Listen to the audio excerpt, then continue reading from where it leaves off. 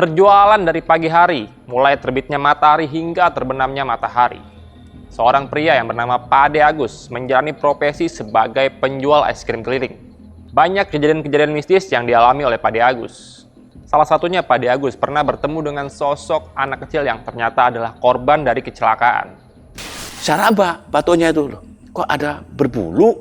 Setelah berbulu-bulu saya bilang, saya penasaran. Sambil kantong, senter. Setelah saya senter, astagfirullahaladzim. Anak kecil mati. Dan masih banyak lagi pengalaman-pengalaman yang akan diceritakan oleh Pade Agus pada malam hari ini. Dan sekarang kita saksikan kisah selengkapnya hanya di Telusuri.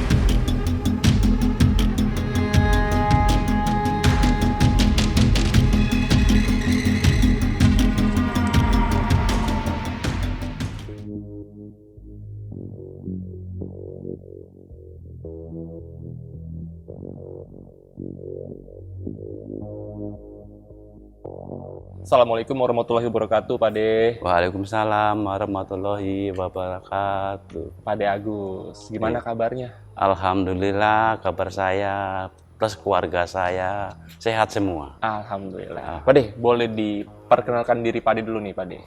Nama saya Agus Susanto, asal Lampung. Usaha di Jakarta. Dagang es krim atau kata orang sini es puter. Skuter ya, Pade.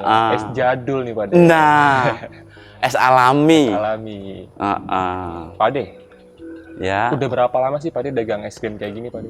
Itu sekitar tahun 2015 untuk jagung. Sampai sekarang berarti ya kurang lebih 8 tahun. 8 tahun menginjak 9 tahun. Oke. Lumayan lama ya Pade kelilingnya, Pade ya? Ya, lumayan lah. Sebelum dagang es krim nih, pernah ada profesi apa lagi nih sebelum dagang es krim? Kalau sebelum ke Jakarta, kalau di kampung dulu ternak ayam ataupun kerja di RLJR, bagian timbangan mobil-mobil truk kan timbang tuh. Nah, di situ karena waktu itu nggak lama kemudian di demo gede-gedean itu akhirnya tutup. Dari situ saya kan nganggur, teman ke Jakarta saya ikut, ya itulah jualan es krim.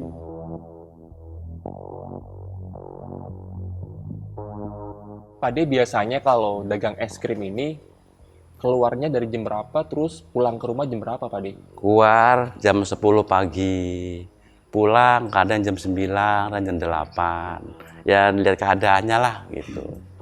Pade, ya. Di gerobak Pade ini kan nggak ada payung nih. Iya. Kalau hujan gimana, Pade? Nah, kalau statusnya hujan, udah dari kan siap-siap nih, nyari tempat teduh. Seenggaknya tempat teduh dah. Kan nggak mungkin kita hujan-hujanan. Pernah nggak nih Pade lagi jalan, tiba-tiba hujan turun besar, Pade kehujanan? Nah, hujan dadak maksudnya. Ya. Pernah. Kebenarannya saya tempat teduh di emper rumah orang atau di bawah pohon. Pokoknya sebisa kita aja dah. Pade, kalau untuk kondisi cuaca hujan ya Pade ya. Iya. Karena yang kita tahu kan es krim ini kan peminatnya di saat cuaca lagi panas nih Pade. Iya. Itu pemasukannya ngaruh nggak sih Pade? Kalau hujan khususnya ya, hujan bukan berarti gerimis atau mendung ya. Kalau hujan otomatis mengurangi segala-galanya. Kalau untuk pembeli nih Pade, biasanya peminatnya siapa aja nih? Pembeli? Ya. Nah, baik besar, kecil, tua, muda, laki, perempuan, itu suka mas, suka. Tapi kalau di sekolahan ya, terutama TK, SD itu laku. Tapi kalau menjelang SMP, SMA kurang laku. Tapi kalau kita keliling umum biasa seperti ini, itu banyak orang dewasa mas. Kayak sepertinya di wali kota atau di komplek atau di lapak lainnya gitu.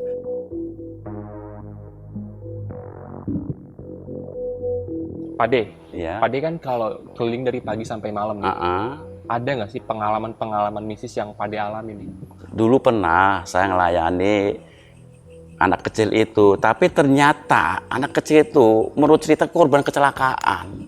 Itu jadi ngeri saya.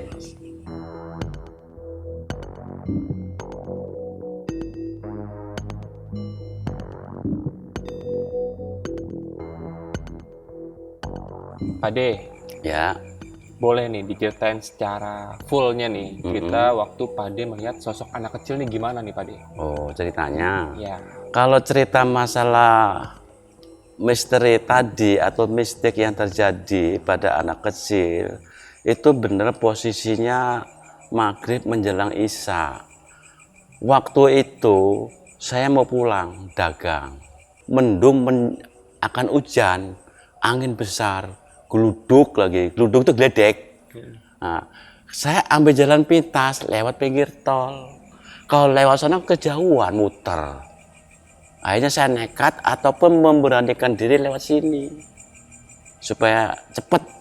Posisinya gelap, jarang mobil, motor lewat jarang. Cuman saya nekat aja, bismillah aja. Karena niat tujuan saya pulang. Tapi di dalam perjalanan itu nggak tahu kenapa ada sesuatu, tapi tidak ada wujud. Maksudnya suara. Suara itu memanggil, Bang, es, Bang, es. Saya dengerin, Bang, es 3 kali. Saya berhenti. Ada suara. Ah, masa iya sih malam-malam begini ada suara? Di sini kan sepi, belakang sepi, depan sepi, kiri kanan apa lagi? Masa dia manggil? Ah, nggak mungkin. Itu perasaan saya aja, kan begitu. Lewat aja saya. Akhirnya maksa manggil lagi, Bang, es. Nah, dari situ saya merinding. Jangan-jangan kata saya nih ada sesuatu yang nggak bener. Jalan itu saya percepat biar cepat nyampe ke kantor satpam. Kan ada kantor satpam tuh. Nah, kebenarannya satpam itu kenal, maksudnya kenal muka loh, kenal wajah. Saya ngomong, Pak, ada apa Bang? Itu tadi saya lagi jalan di mobil merah tuh, kalau nggak salah. Dia ada memanggil, Pak. Bang, es. Bang, es begitu. Kalau nggak salah 3 kali. Keempat kalinya saya jalan. Nah, di situ saya cepat karena saya takut. Saya takut. Oh begitu, iya. Gede aja Bang. Kata Bang Sapam itu, ambil es 2 gelas saja. Mungkin itu rohnya pengen es. Roh tuh saya pengen es. Jadi nggak ngeh saya kan, nggak ngeh. Rohnya pengen es. Yaudahlah, karena dari siapa mungkin lebih pengalaman atau lebih tahu, saya nurut. Tapi saya takut mengasih es ke mobil tersebut. Karena apa? Saya kan udah dari awal udah takut dengan suara itu, merinding saya. Akhirnya kalau saya minta antar, takut saya dibilangin penakut, laki-laki. Akhirnya saya beranikan diri, terpaksa saya nekat ngasih es di mobil tersebut. Jalan saya, jalan. Tapi saya sembari merinding ini, jalan, nyampe tempat. Nah, waktu itu kan naruh es krimnya, disuruhnya ban atau roda belakang. Satu rutin. Nah, setelah nyampe tempat tujuan, roda belakang di bawahnya itu, saya memberikan diri, saya taruh. Tapi sebelum saya taruh, ada batu di situ. Maksudnya bannya itu diganjel batu. Karena posisi gelap nih ya, kan mendung, gelap, angin, geledek, gelap. Saya raba batunya itu, loh, kok ada berbulu? Setelah berbulu-bulu, saya bilang, saya penasaran. Sambil kantong, senter. Setelah saya senter, astagfirullahaladzim. Anak kecil mati di roda itu. Saking penasaran saya dengan senter, di kolong mobil saya senterin. Nggak taunya apa. Ada putih-putih kayak guling. Selonjor. Saya mikir, apa ini yang namanya pocong? Nggak ngeh. Jadi posisinya itu memang ada darah, ada. Bekasnya itu darah ada. Darah segar. Kayak ngalir gimana sih? Ngalir di jalan gimana sih ya? Itu ngalir. Itu aliran darah itu di dekat bantal putih tadi yang seperti pocong. Saya mikir lagi, udah mikir lama-lama merindingnya apa? Suara, tolong, itu yang jadi saya takut. Di sini nih ya, kuduk merinding semua. Saya mau lari-lari kemana? sana jauh sini jauh. Akhirnya apa? Saya berani-beraniin keterpaksaan. Hati kecil pengen lari, hati kecil. Cuman ya bismillah aja dah. Kan kata orang dulu konon, nggak ada ceritanya hantu makan manusia. Begitu Mas, makanya saya berani-beraniin. Padahal saya takut. Saya mundur pelan-pelan, sembari ke center, kan center tuh takut hidup lagi. Namanya bocah di bawah roda. Perlahan sama langkah, gerak cepat saya jalannya itu. Kembali ke kantor Satpam. Nah saya ngomong lagi sama kantor Satpam. Pak, ada apa Bang? Sebenarnya apa Pak yang terjadi pada mobil merah itu? Nggak tahu. Ya nggak tahu Pak. Itu mobil kemarin nabrak orang mati. Mati Pak? Iya. Kenapa Bapak nggak cerita? Lah harus juga ngomong, kata Pak Satpam itu. Ya itu saya jadi trauma. Trauma kejadian seperti itu. Itu ceritanya. Jadi kisah-kisah nyata tapi yang di luar dugaan. Makanya kalau saya istilahnya sampai rumah membayangkan kejadian itu tetap kepikir. Pikir Mas, kepikiran. Pikir karena kejadian itu sih lihat pala di roda, pocong di kolong sama darah. Siapa orangnya coba yang nggak jadi pikiran. Oke. Sehari 2 hari itu nggak hilang Mas. Tetap ingat itu.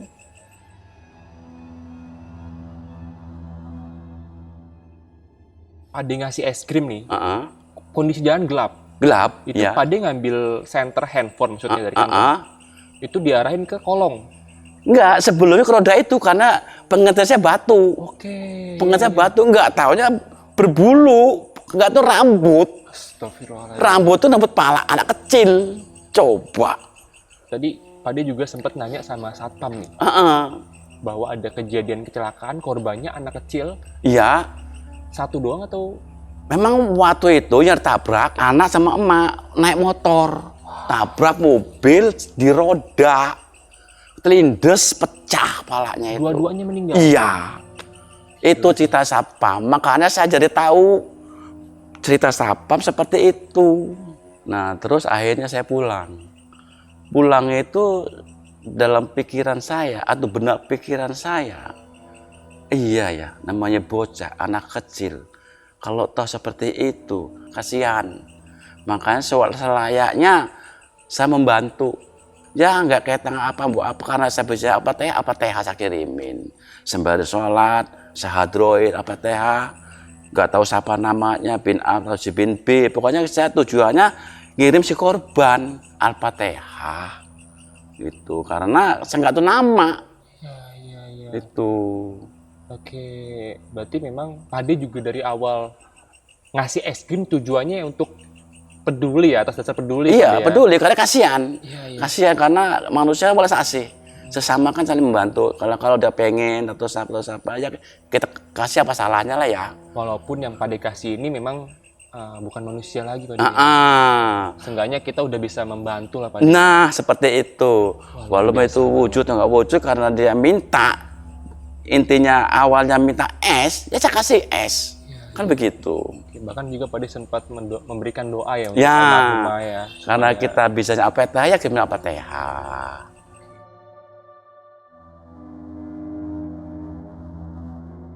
Oke Pade, masih ada gak nih kejadian yang Pade alami nih? Waktu itu memang ada Mas kejadian-kejadian yang aneh, tapi itu di luar nalar. Maksudnya di luar nalar itu kalau itulah dibedah otak kita nggak mampu Mas. Karena apa? Waktu saya pulang dagang, tapi setelah beberapa hari kemudian ya, saya tuh pulang dagang mungkin kecapean. Tahu itu istri itu dalam mimpi atau nggak tidur atau tidur ayam, kata bahasa sekarang ya tidur ayam. Tapi dia bilang nggak tidur. Tapi melihat kenyataannya, pintu itu kan dikunci, terbuka Mas. Dengan sendirinya terbuka, tiba-tiba saya kan tidur nih, di kaki saya jempol muncul sosok tubuh, wujud Mas, wujud hitam gede. Kalau peribahasa nggak ngerti dia ya, jin tahu tuh ya. Kedua, pocong tengah-tengah ini. Ketiga, gede lagi, merah. Itu wujud dari jempol kaki saya. Tapi yang melihat bukan saya, istri saya. Saya tidur. Akhirnya apa? Takut kan istri. Mas, bangunin saya. Sambil takutnya istri. Bangun mas. Setelah saya bangun, sosok tubuh tadi 3 ini wujud, keluar lewat pintu. Kan pintu terbuka nih, padahal dikunci. Perasaan kebuka, kata istri itu. Saya bangun. Ada apa? Ada mas, ngomongnya susahan ngomongnya. Karena apa? Takut. Kaki emas, ngomong kan derodek ya. Kaki emas, ada sosok 3. Tinggi, hitam, pocong, merah. Tapi setelah mas bangun, keluar lewat pintu. Padahal pintu dikunci, tapi buka. Oh, berarti kejadian ini terjadi beberapa hari setelah Pak D melihat sosok anak kecil. Nah, itu. Nggak lama kemudian, beberapa hari lah ya. Itu. Cuman kan dalam pikiran saya nggak seperti itu. Nggak ada masalah bagi saya. Cuman kan imbasnya ke istri. Iya, Pak D. Itu. Ini masih ada pertanyaan nih, Pak D. Iya, Bikin gimana? saya bingung nih ya, Pak D. Penasaran juga nih. Biasanya itu kan ada sebab dan akibat nih, Pak D. Ya, Kenapa benar. bisa terjadi hal seperti itu nih? Penyebabnya kira-kira apa tuh, Pak D? Kok bisa sampai pas Pak D pulang ke rumah mengalami hal seperti itu dan yang ngalamin bukan Pak D tapi malah istri Pak D? Emang gini mas, hal seperti itu kita sebagai manusiawi, Allah yang tahu mas. Maksudnya Allah yang tahu itu lewat gambaran. Walaupun saya yang melakukan, saya menemukan, tapi namanya istri kan udah bersatu. Udah bersatu sama suami nih ya. Otomatis seenggak-enggaknya, sedikit banyaknya ikut terlibat seperti itu tahu. Jadi tahu maksudnya.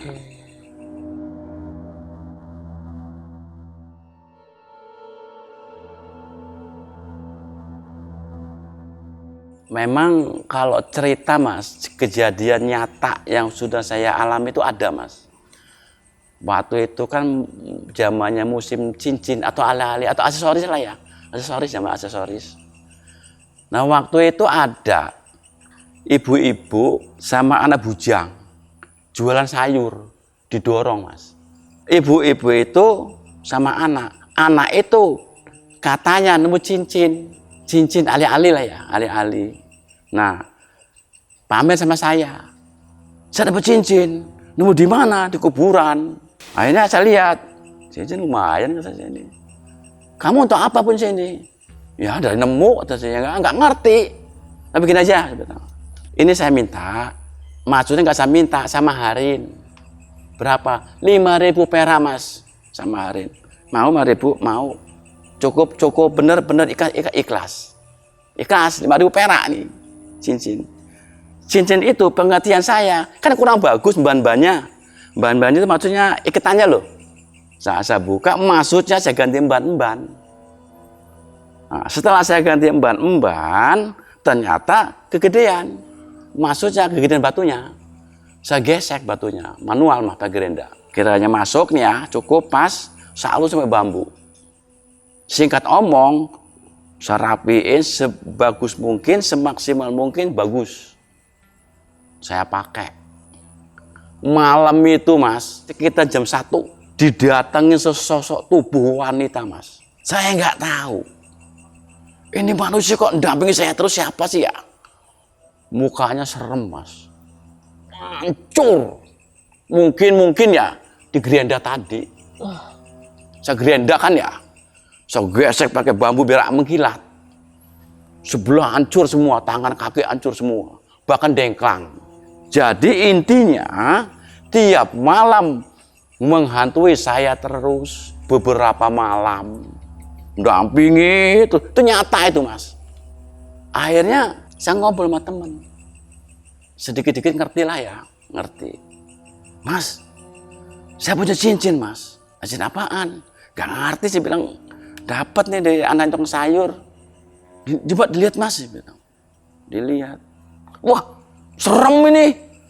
Serem kenapa? Hancur semua mukanya, berdarah, kakinya luka semua, dengklang. Di kuburan ya? Nggak tahu, saya bilang. Emang saya nggak tahu, ya toh kan itu anak tukang sayur yang nemu. Iya kali, saya bilang. Akhirnya apa? Kita begini aja lah, saya bilang. Tolong mas, Cincin ambil, terserah ambil. Saya ngeri, terang aja ngeri mas. Dihantui tiap malam itu saya. Damping saya. Kalau saya melek, hilang. Saya merem, datang. Tiap malam. Nggak bisa tidur berapa malam saya. Udah siang capek, jualan es keliling. Malam diganggu. Coba siapa yang nggak shock? Kacau sih ini Pak De. Berarti bisa dibilang cincin yang ditemukan di kuburan ini Iya. perwujudan dari si wanita ini. Iya. Nah itu kan begini mas. Saya kan pengertiannya aksesoris. Ya. Jadi kan aksesoris nih. Saya nggak ngerti bahwa batu itu berhodam. Nggak ngerti. Nggak taunya itu. Nggak tahu itu kunti ya. Atau bukannya hodam, dia nggak ngerti lah. Wanita.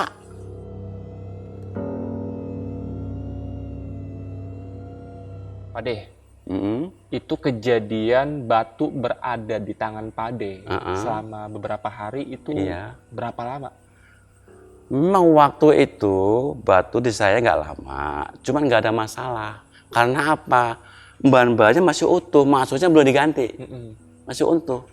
Dan juga aman-aman aja lah gitu ya. Tapi setelah bahan-bahannya saya ganti ataupun saya lepas dari bahan-bahannya, saya gesek dan apa dan lain, mungkin nggak terima. Mungkin. Tapi akhirnya saya minta maaf kepada orang yang ngerti. Tolong sampaikan sama hodamnya ini dibunya batu, saya minta maaf. Karena apa? Saya nggak ngerti bahwa kamu ada di situ. Pak De ini hanya tahu batu cincin itu hanya aksesoris pada awalnya ya, Pak De ya? Sebagai aksesoris. Ya, saya nggak sepatu hodam, nggak ngerti saya. Nggak ngerti saya. Oke, berarti memang kejadian munculnya sosok ini ketika Pak De mengganti iketan cincinnya Pak De. Lalu menggosoknya Digerinda, gerinda manual. ya. Oke. Mungkin jadi sakit hatinya kali dia. Hati mungkin ya Pak De. Rusak sih muka-mukanya, tangannya sampai buntung. Kacau sih itu Pak De. Panas, digesek pakai bambu kan panas. Iya. Itu mungkin jadi dia kayak nggak terima lah gitu ya. Tapi setelah kejadian batu itu dikasih teman Pak De, terus Pak De juga sempat minta maaf, masih muncul nggak sosok Enggak. itu? Nah, setelah saya meminta maaf, menyampaikan sesuatu, ataupun saya kirim APTH, semenjak itu saya dipesenin suruh baca Bismillah 21 kali kalau mau tidur. Tapi alhamdulillah waktu itu nggak muncul sama sekali sampai sekarang. Aman. Nah iya.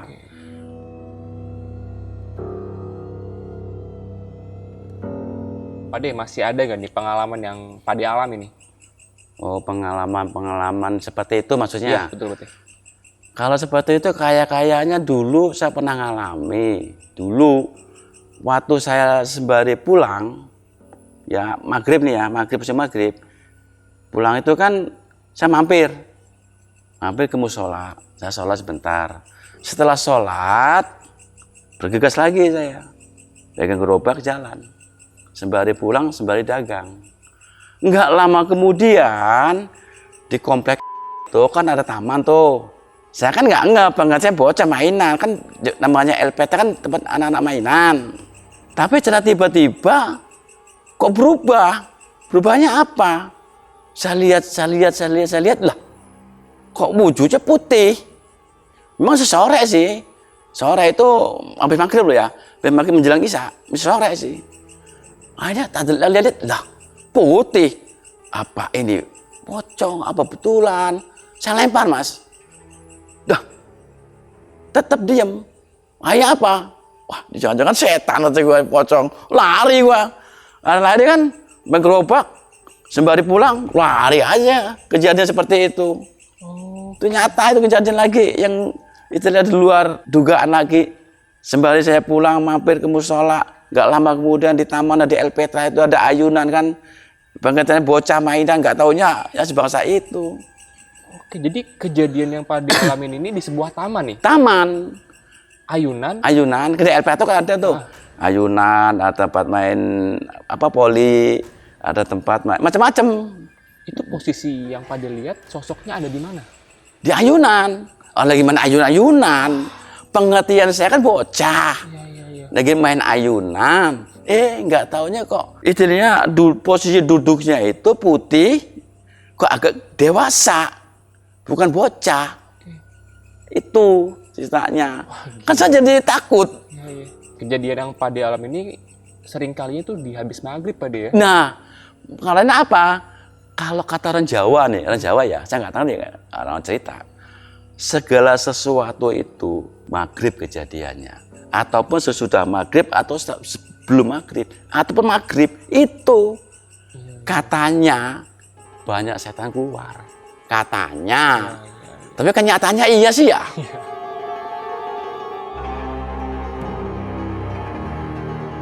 Wah Pak De luar biasa nih Pak De, cerita Pak De nih. Ya apa kebenaran aja mas, Gokil sih. kebenaran yang udah kejadian maksudnya. Oke Pak De, masih ada lagi nggak nih cerita yang Pak De alami nih? Cita-cita itu kayaknya masih ada mas, cuma kan ya itu juga yang cita itu macam lampau sih ya, lampau.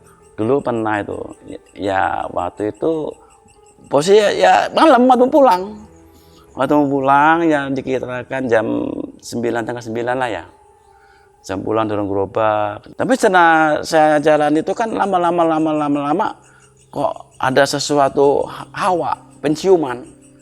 Penciuman itu kalau wanginya itu luar biasa. Kayak bau-bau melati gitu loh. Bahkan saya kan pakai masker, pakai anduk, saya tutupin masih tembus. Nah, bau apa sih? Saya sempat berhenti itu. Bau apa sih ya? Cuma biasa banyak orang lewat, banyak motor lewat biasa aja. Tapi kok saya sendiri yang bau wangi begini ini ya? Apa sih ya? Saya berhenti aja, saya baca lah ya. Baca apa, bismillah, Pak istighfar apa. Nggak lama kemudian, bos, motor lewat. Tapi nggak balap sih, pelan motornya. Itu kayaknya ojek, kayaknya. Ojek, duduknya santai, miring santai.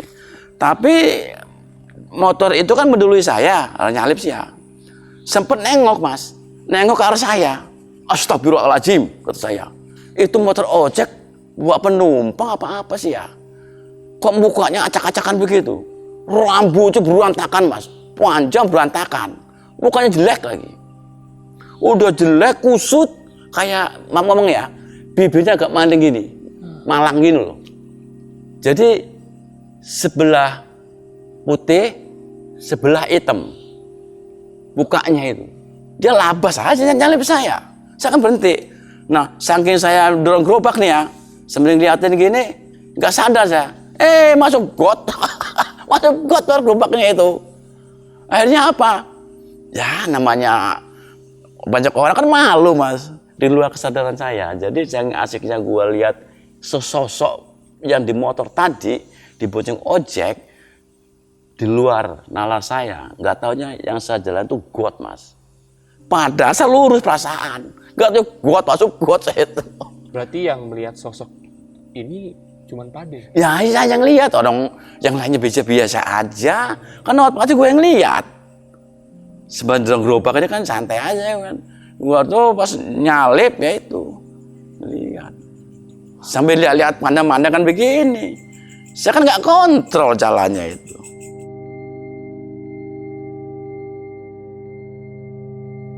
Oke Pak De, wah Ya. luar biasa nih pengalaman Pak De nih.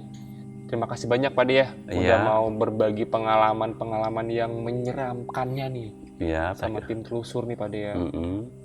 Pak De, sebelum kita tutup acaranya nih Pak De ya, Iya. kita closing, suka dukanya menjadi seorang pedagang keliling, apa aja nih Pak De yang Pak De alami? Dangas itu ya ada ramai, ada sepi, ada panas, ada hujan. Yang kita minta itu kan hujan, terang, panas, dingin, orang pada seneng. Bahkan beli dagangan saya. Itu saya minta loh. Kenyataannya Bu, kenyataannya. Itu tugas saya tuh memang sedih sih kalau musim hujan sedih. Memang laku sih laku, cuman nggak seperti hari-hari biasa yang terang. Bahkan hasilnya pun beda hasilnya. Ya namanya kita pedagang keliling, hidup di jalan nih Mas ya. Hidup di jalan, makan di jalan, minum di jalan. Yang penting kita minta doa restu dari keluarga aja. Maksudnya minta berkah selamat mampu rezeki. Supaya selamat perjalanan, selamat usaha, berkah rezekinya, berkah segala-galanya, dan jauhkan bahaya. Terutama untuk pribadi kita ataupun keluarga kita.